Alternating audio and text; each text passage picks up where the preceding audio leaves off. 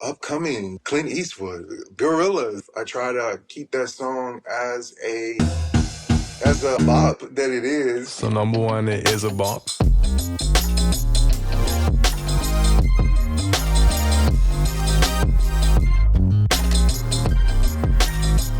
All right, I'm delighted to be joined here today by Brandon Harris. He is CEO at Bloom Booking. Brandon, great to have you on the show. Hey man, thanks for having us. It's truly been an amazing journey, here at Bloom Booking. We're like Airbnb for live entertainment. We connect performers and venues to book anytime, anywhere. We've successfully facilitated hundreds of events. Just this year, we were able to finalize the product, make it monetizable so that our users can also get paid. And then from there, we've just hit the ground running and just trying to build up just a solid brand awareness. Right now we've been able to establish a really good partnership with like Full Sail University. We've been able to support artists in New Orleans, Baton Rouge, and Lafayette. So, really making an effort to be that business tool that creators really need and can go to. We just need some additional support. Do you tell us how the process currently works? So like for someone who doesn't have access to Bloom, if you're an artist or if you're a venue, how does booking usually work, and what are you trying to solve within that industry? Okay, so there's a few pain points on both sides. Typically, as a creator, you don't know what you don't know. You don't know who you need to know to get to where you're trying to go. And then outside of that, you tend to be at the whim of people's kind nature. If you're trying to create, let's say, a podcast, you have to then either find a space or you have to invest heavily into setting up a podcast. If you're like a recording artist and you're looking to record a song, if you don't know how to record, if you don't have access to the programs, if you don't have access to the equipment, you're kind of at the mercy of whomever you know in your immediate circle that can say, hey, look, I can help. So that's one of the first things that you kind of have to overcome as an artist, is really being able to identify those opportunities and then being able to know how to connect with them and how to really establish a working relationship. On the venue side, what we find is they struggle with a few things. They're also understaffed. They also have a plethora of people constantly trying to reach out to book with them. We find that they have like multiple calendars across their phone, their Google page, and it just is kind of a very outdated way of doing it. And don't get me started on the people who have like physical books, right? The people who have those physical books, they kind of like, again, they're trying to pencil in times. They're trying to make their schedules work. And it's time for an update. And that's where we really come in. The app allows for discovery on both sides. So an artist, creator that's looking to connect with the space can, again, be a live performance space. Users can also book podcast spaces. They can also book studio spaces. So now it isn't just live entertainment as much as it is a business tool that's creating the opportunity for them to get the resources that they need and do it in real time. We've built in a really intuitive negotiation feature into the app that allows for both parties to really be able to meet at a fair point.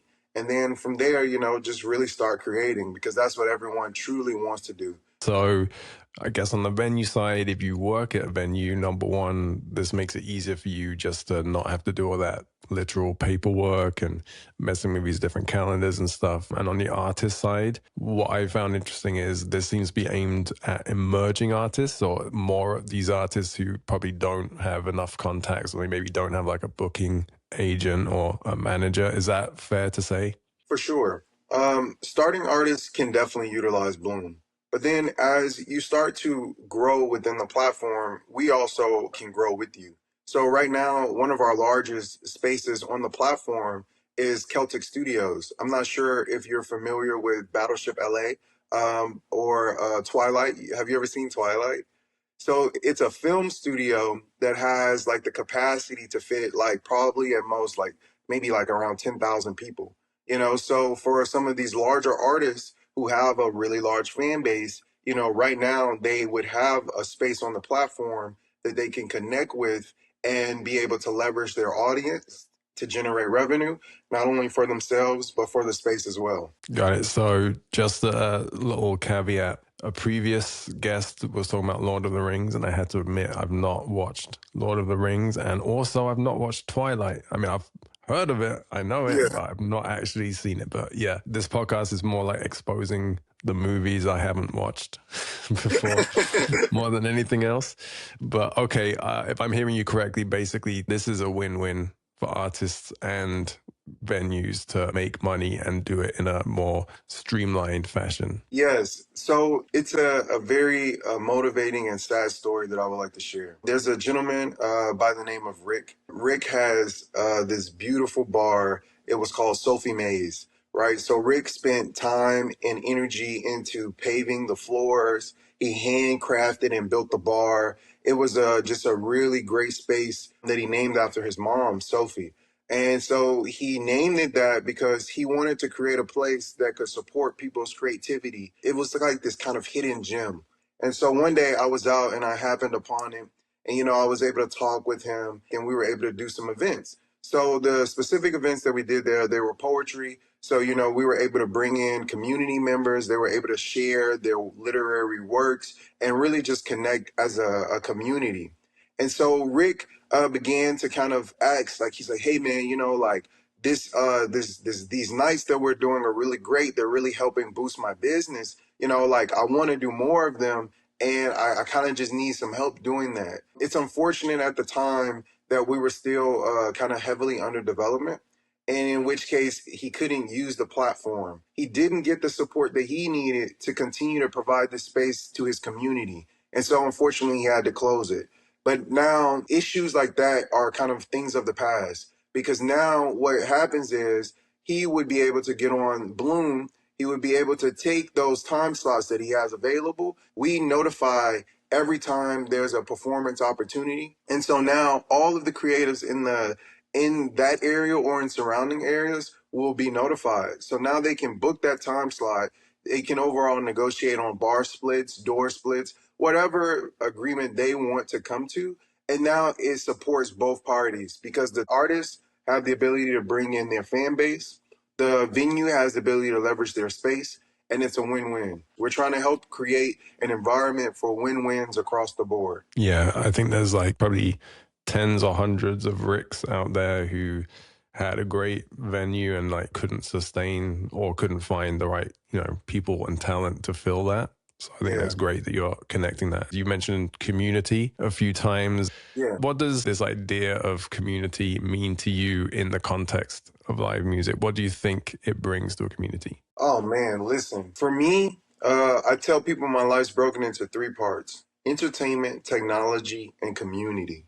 So at the core of everything that I do, I always have those three things in mind. When we talk about community, I'm a product of a single parent household, right? So all I had was my mom.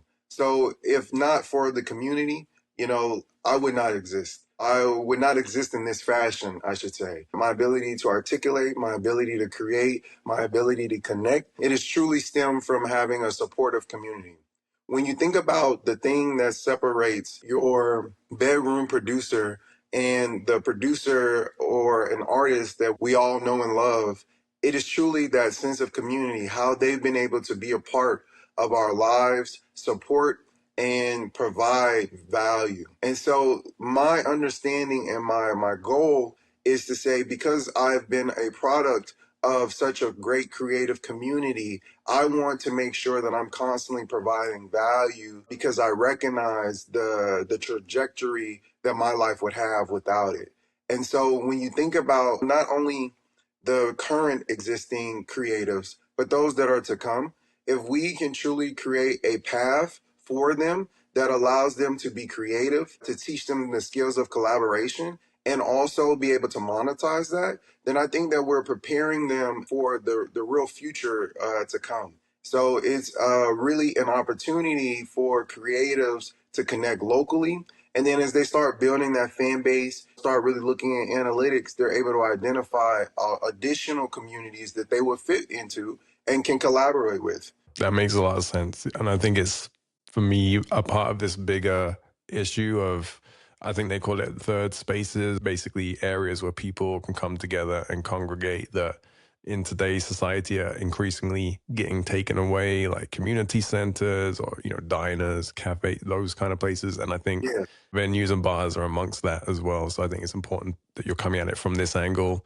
to try and, keep that alive. There's something special about being able to go to a community center, a community hub, and really get to mingle. I think about being a kid when I would go to the park. I would go to the park and I would meet other kids in the neighborhood, and then we would become friends, and then our friendship would grow over time. Just this weekend, I went to a studio, and in the studio had at least like 5 or 6 people all from throughout New Orleans. And you think about it, if not for that studio, how would we all have been in the same space? And then you start to realize that each of us in there have a different story, a different experience, but we're all being drawn together by the love of music. That's the thing, right? Music transcends sometimes common sense, where you have a kind of flow or a structure, but then those people who are able to identify new patterns and break those, we kind of resonate with that because it's innovation. By having a community that truly collaborates, I think that that's the key to innovation. 100%. So thanks for sharing that story. So we're going to spend some time now jumping into a few tracks, a few musical pieces that have inspired you throughout Yeah. the ages. First one we're going to look at right now is Future for the Gang from 2017. Tell us a bit more about why this is important to you. I'll start with the song and then I'll go to Future. He speaks a message of teamwork and camaraderie. And in that, I think that it's something that's very important in anything that you do, right? When you think about business or you think about trying to accomplish a goal, you have to have a team mindset, right? If you go into it and you're thinking it's just me, I'm the one, I'm the lead player, it's not going to go far because there's only a finite point that an individual can reach. But when you take the approach of, okay, everything that I do is for the team, it changes your perception. It changes your sense of responsibility. I think it kind of makes you mature a bit more. Right now, we have team members who this is what they do. We have a team member who had a child with, some disabilities. And I thought about it one day and I said, this person and their family, they depend on the work that we do. And so I, as CEO, founder, I have to make sure that the things that I'm doing are not only for myself, but it's for the team, right? I have to keep everyone at all times in mind and think about what are their strengths? How can I help them grow? What do they need? And at that point, it kind of makes you a little selfless, right? You have to kind of forego your own desires at times for the betterment of the team. So that's what that song kind of reminds me of and kind of pushes me to do. That's cool. I think it's like an homage to, was it Seth Perkins? He's a vocal producer who kind of put the auto-tune effect on, his voice and was pretty instrumental in helping that happen. So I think what you're saying is absolutely true.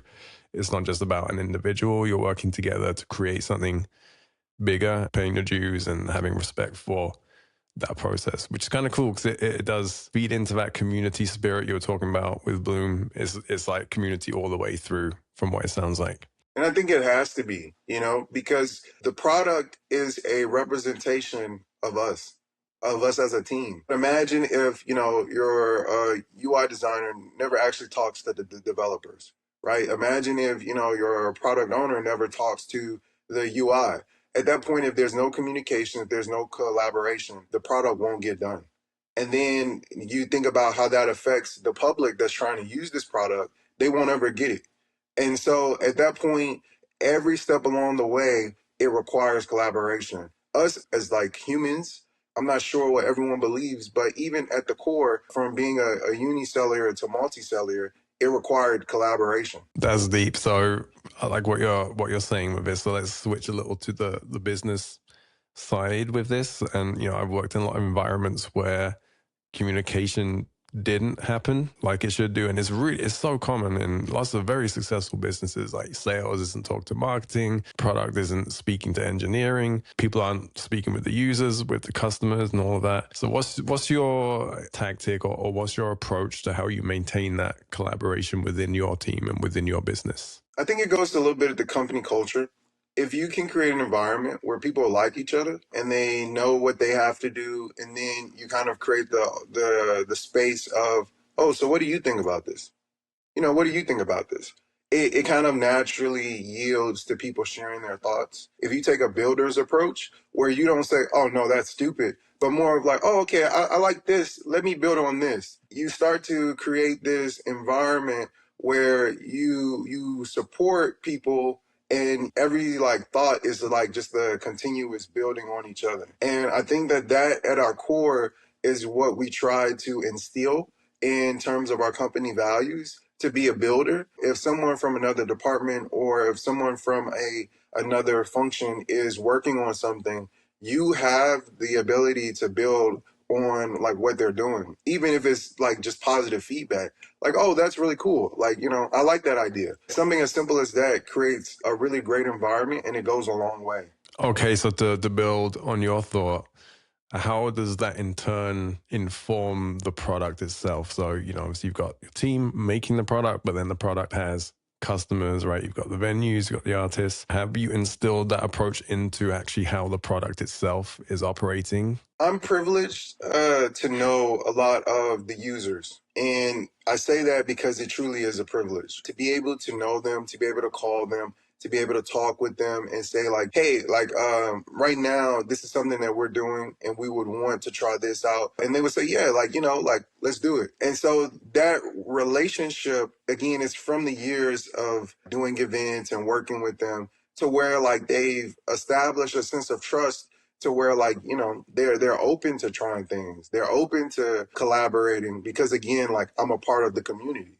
And at that point, if I have a new idea or something new that we're trying to try out, it's like, okay, within our community, we have someone that we can talk to, that we can like test the idea with. An example, shout out to Nexus, Louisiana. It's a kind of tech accelerator incubation space. Instead of us solely developing our product in isolation, I take walks, I pop in other people's office, I talk to them, and then we converse. One of them, they do like real estate. They were working on building a space for them to record podcasts. We saw a lot of our users, they wanted to be a part of a podcast. So then we were like, hey, look, like right now, like, how would you feel about putting the podcast space on the platform?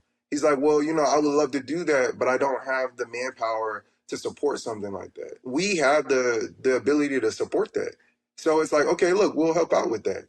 And so now, you start to, again, kind of see that just simply by listening, having an idea, building on it, allowing someone else to build on it, it continues. It just continues to grow and bloom, unironically. Boom. Yeah. There you have it, folks. That's how you live the company values. It's great to hear someone who's actually following through on, the values that they instill in the business in real life, as opposed to it just being, written on paper.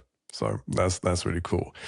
Okay, we can move on to your second track. Now, this one was a bonus on the Good Kid, Mad City LP from Kendrick Lamar. This is Black Boy Fly. Tell us about this one. This song is a special song for me. One, because when I first heard this song, shout out to my Aunt Gladys, she passed away. But when I first heard this song, she was in the hospital. And when during that time, for me, also growing up as a kid, I wasn't always very like emotionally expressive. It's something that I definitely had to learn over time. That time for me was really hard. And this song always kind of brought out the emotional, it increased my emotional capacity to be able to express it. And in the song, it's unrelated to her. It just kind of, it occurred at the same time. Her being in the hospital, me hearing the song, and me thinking about like what I'm trying to do in life, how am I trying to grow? And in the song, he's kind of like breaking down how really, again, kind of the only path that people who kind of look like us know is either basketball, maybe some illegal activity, and or rapping. At that time, it spoke to the feelings of confinement, but it also showed that as successful artist, even though he's more successful now than he was when he released it, that album for him was like, it was major. You know, like it was being played everywhere. Everyone was listening. Everyone was talking about it. But it kind of spoke to me to say like, hey, look, you can fly and you can figure out a path that is not the norm. And I think that that's what I really started to try to carve out, right? I really started trying to figure out, how can I fly? What is the things that I want to do, and how can I be a role model to show others that there's another path that they can follow? It's kind of wild, but without that situation, I might not have paid attention to that song. You know, I might not have paid attention to trying to be a bit more. But with my Aunt Gladys, who she was as a person, she always required me to be more, to raise my level of standard of operation. You know, like, you can be more, do more. And I kind of took that to my heart and to my core. And that song always kind of reminds me of those moments. So you kind of embodying that right now with that collaborative attitude or that collaborative approach that is not taking that kind of scarcity mentality about, okay, this, you know, it's me or this other guy. You mentioned the emotional side of things, or it kind of helped you unlock a bit of that kind of emotional awareness or emotional depth. Has that fed into your experience with Bloom at all, especially working with, you know, artists and venues? You're dealing with people at the end of the day. Like, how has that affected things with the business? One, when you think of being able to be more understanding, right? The more that you're able to understand the person that you're talking to, the better the outcome will be. And so I think that a large part of being an empath, I'm not a self-proclaimed empath. I'm not like, you know, one of those. I just am able to feel more, I'll say honestly, because of the entrepreneur journey, right? The entrepreneur journey, let me tell you, sometimes it's very humbling.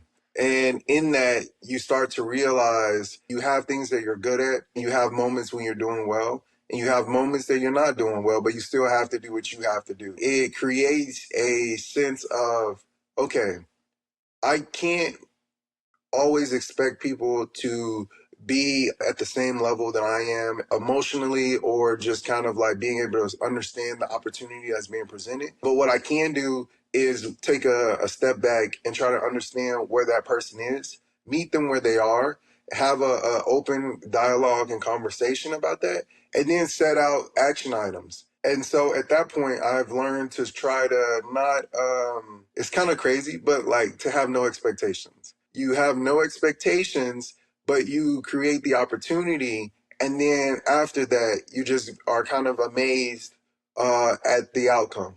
And that's kind of how I try to navigate the business aspect of Bloom, while also kind of, again, keeping in mind emotionally where people are. So you can utilize emotions to connect with people, and by having no expectations but providing opportunities, you can then be amazed by outcomes. Sounds to me like you're an empath. Oh, man. I appreciate it, man. I appreciate it. Self-proclaimed. Okay, cool. Let's go on to the third and final track. So this one was Clint Eastwood by Gorillaz. Tell us about Yeah. this one. This one was just like, it's like a favorite song of mine. I just remember being a kid and the song came on, like the music video came on TV like randomly, like one time late at night, probably like on MTV videos or something, you know, like it took me back to when like that was like a thing, right? Like this was how music was introduced to the world, right? So it would be like upcoming, you know, Clint Eastwood, Gorillaz, you know, and it gives me a sense of nostalgia. But at that time, it gave a sense of up next, what's to come. And like, I think that by one being able to have that in mind, you start to realize that people want to look forward to something, right? People want to know that something new is coming. People want to know that there's innovation happening and that it's creative. When you think about Gorillaz as a band and as a group, like they're so creative, right? Like the music that they make was like drastically different. Then you think about that video again as a kid, seeing that it was a wild experience.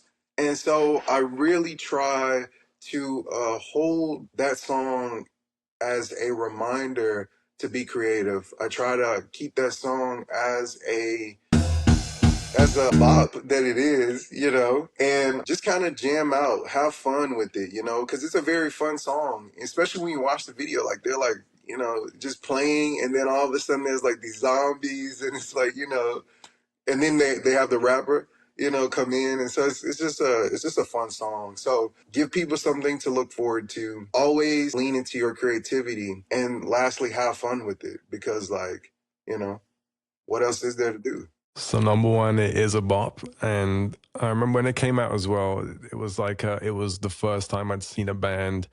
They were like cartoons, and they were like characters, and then when they did their first live shows, it was like they were projecting them onto the screen, and I was like, this is crazy. It's like a virtual band, so that's definitely innovative. But to bring that to 2024 and kind of what you're doing, I'd like to hear your thoughts around live events and particularly kind of connecting it back to that virtual band idea, because I know there's a lot happening now in like the metaverse, and like I think Travis Scott had a thing in there, and then I've seen some companies putting more stuff into games and having these virtual events. Like what's your take on that, speaking of like how things are moving forward? I recently got my passport, and I went to the Dominican Republic. And in going to the Dominican Republic, it was crazy, but it was also very familiar, right? The music was still being played. Like I was able to sing some of the songs. The clubs were actually like pretty like mind blowing. They had like lights and things everywhere. And so when you think about the virtual and you think about the live, they're both just experiences. If you have the opportunity to experience something that you want to experience, you just want to experience it. So I don't think we have to focus too much on which one is like better or like put them in competition as much as it is we just need people to experience more, right? Like people want more experiences. That's what helps them grow. That's what literally like expands their mind. And so for us, we have an opportunity to connect people in real time, but we also have the opportunity to do that virtually. And so when you think about it, the platform in itself is a virtual space that's connecting them. I'm not a believer of this is better than this as much as it is they both are experiences. If you're an artist who has the ability to have, again, kind of a live concert, let's do it. If you're an artist who just needs support digitally, we support with marketing content. We support like with these digital assets that kind of help them extend and connect with people and create that experience. Yeah, I think I'm kind of the same mind. I think a lot of the time these things are put up in opposition to each other, like, oh, this is going to replace this, or, but actually it's all, like you say, just different ways to have an experience. And it's going to be a little bit different if you do it virtually. It's going to be a little bit different if you do it live. It's going to be different in the Dominican Republic versus, Berlin or, someplace like that, right? So everywhere has its own flavor, has its own experience, and it's not necessarily about replacing. I guess it's about building. Like you say, you've now got options to do it in more ways than ever before. And I think if you start to think of life like that, it becomes like an amazing experience, man. Like right now, where all of our venues are definitely located within Louisiana, but our goal is to go beyond that. Correct me if I'm wrong, but you're in London? Yeah, correct. All right, so let's say you're in London and you have a passport. You're like, hey, I want to go and I want to perform in Louisiana.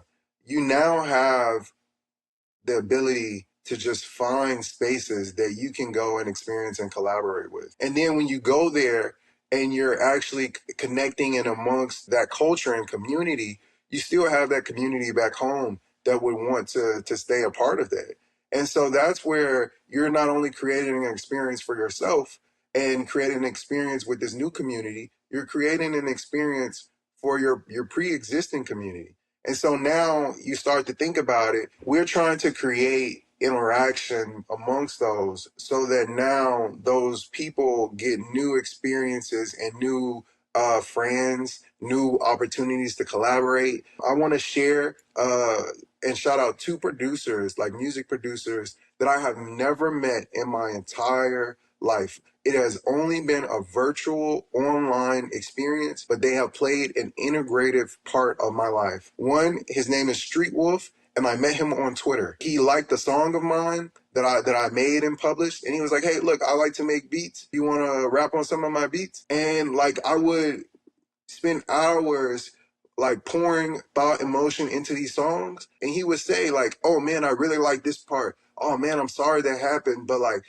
this is a really great song." And we shared those moments, and it was virtual. Another producer, his name is Milan. I think his producer name is Milan Villacana. Forgive me, Milan, for butchering your name, but I always want to give him credit. In 2020, during COVID, I was unfortunately unable to do events. I just had a lot of feelings, a lot of thoughts. I came up with this project called SpaceX. He produced all but maybe one or two songs on that project. He was like, "Hey, look, I have all of these beats that I've been working on. Would you like to like do something with them?" So we were able to then collaborate, create this album, and it was just a great collaborative engagement. Not only have I been able to do that virtually, you're able to do that in real time. But when you look at it, I've just created just a bunch of things that people can now experience. You have to understand and be willing to grow in the directions that are like available. Like if you think of yourself as like I want to say a flower, like we're all budding artists or budding creatives. Are you going to stop growing in one area just because you don't have like an opportunity? Or do you want to grow kind of in as many areas as you can? And as a result, you start to see where your area of genius is and what works for you, and then you're able to kind of keep doing that. I hope that kind of like tied things together well. Look, man, it's been philosophical, cerebral, deep. So we've gone into a few things there. But yeah, what I've taken from it is basically increasing the opportunities for collaboration in order to build and grow and just give people the opportunities to, take these different directions. That's really cool. That's all we can really do. All you can truly do for someone is provide the opportunity. It's up to them what they can do with it. But then when you also factor in their creative mind, their unique experiences, if you remove expectations, you can be prepared to be like blown away by the outcome. Nice. So to wrap things up, where can people go to find out more about Bloom and maybe even sign up? So people can follow us on social medias, Bloom_booking.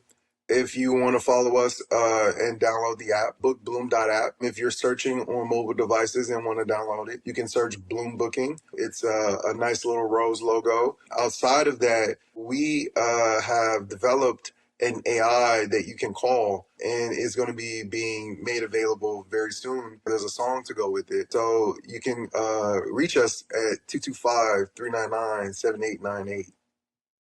Nice. Follow the rose and then look out for that.